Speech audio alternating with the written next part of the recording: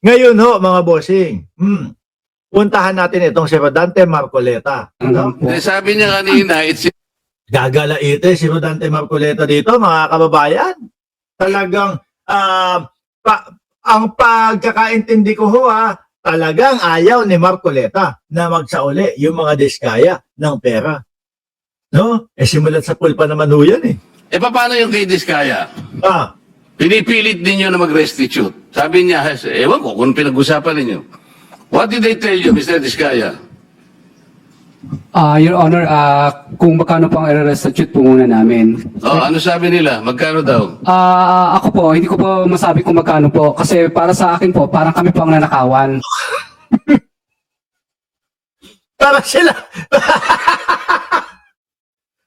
Okay nang inan tong mga ito. Oy, sabi. No, ibang klase itong mga ito. Para po sa akin, parang kami po yung nanakawan. Diyos ko Lord. Sila pa yung nanakawan Andyan na ang nilayasan ko sa Senate hearing kanina. Makikita ko pa rin dito. Sabi ni Annalyn Ando. Si Marcoleta ba? Eto. Madami pa tayong Marcoleta. Parang ibig sabihin, parang modern day na pagnanakaw. Ibig sabihin, yung nakaw ba? Siya pa ang magbibigay ng pera dun sa ninakawan niya. Parang ganun po. Sabi niya kanina, Malakas, matigas ang mukha nitong mga ito. Parang kami pa po yung ninakawan. No? Sige nga, Marcoleta, paano may pagtatanggal? it's the agreement between the applicant and the DOJ. Did you agree that you will restitute and So, mga kababayan, doon pa lang magsisimula no? Doon pa lang nila makikita na ito bang tao na ito talagang makikipagtulungan, makikipag-ugnayan at yung mga dapat sa kanya, hindi naman dapat sa kanya at dapat sa gobyerno para sa taong bayan ay handa niya bang ibalik. Kumbaga, hindi mo na kailangan ng hindi naman siya hindi mo kailangan, no? Kumbaga, parang kusang loob na ano yung mga ibabalik mo para mas bumigat yung sinasabi mo na makikipagtulungan at makikipag-ugnayan ka sa amin patungkol dito sa mga kaso na ito. Diba? any money to the DOJ? Wala po pang maibibigay po. At saka... Yun na nga. Because wala kang maibigay, hindi kanya ipoprocess under the Witness Protection Program. Is that not correct? hindi ko po alam, Your Honor, kung... Mr. Chair, paano to? Ito si Mr. Diskaya, he was the first, tsaka yung asawa niya who applied under the WPP. The problem is, ang sabi ng dating DOJ Secretary, hindi, kinakailangan isoli muna yung mga pinagnanakaw. Hindi po pwedeng ganun-ganun lang. Paano ngayon siya Oo. Hindi, tama naman di ba? Isoli muna yung mga Witness Protection Program, kasama na ako dyan. Tapos yung mga nandun lang sa bahay, nakaupo, pag lusot na ako nito. Tapos madami pa akong pera. Hindi pa ako nagsoli. Di ba?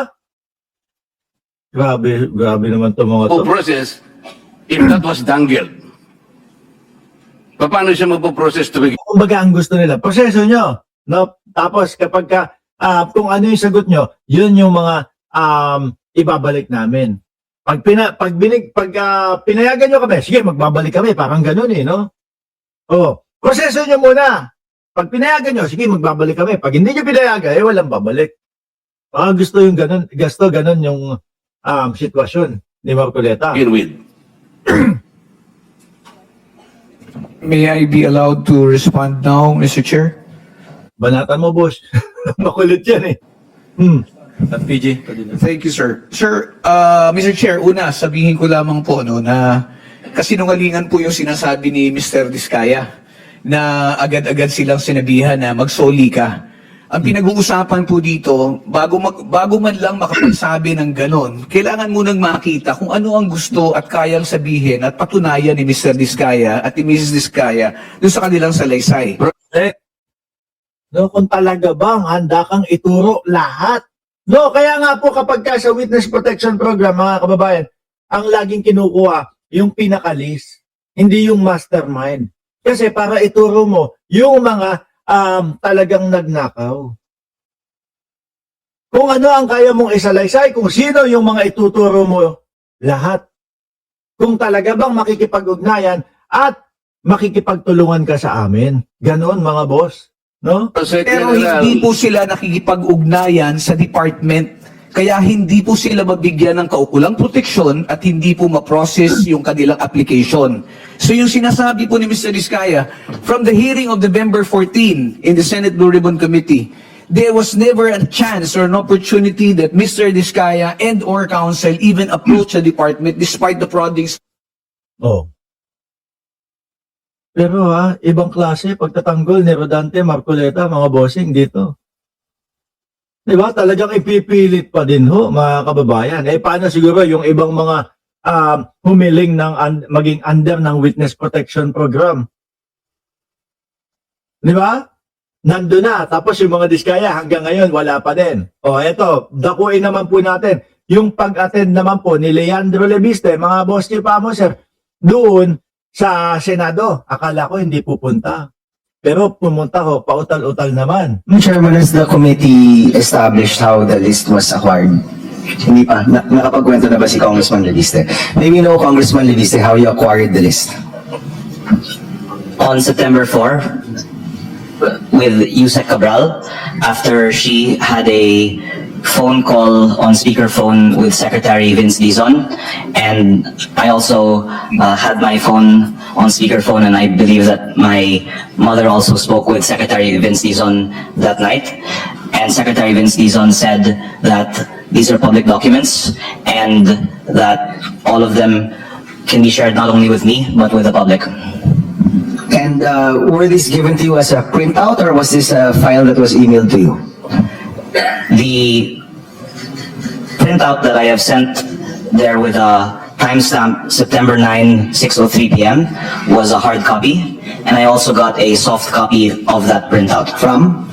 Medyo dito pa lang, nahihilo na ako doon sa sinasabi ni Lebiste Siyempre, malaki ang pakinabang ng mga nagtatanggol sa mga kawatan. From the office of Yusek Cabral, with Yusek Cabral present. Okay, so yung email na pinanggalingan nung listahan is from a government employee or from an official email of the DPWH?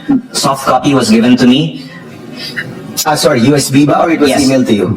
USB. Okay, so may binigay sa yung hard copy at may binigay sa yung USB with all of these files. Pero ang sabi, di ba, inagaw daw. Kaya nga meron silang patunay na nasaktan at nasugatan dahil sa paper cut itong si Yusek Cabral, mga bossing. Di ba?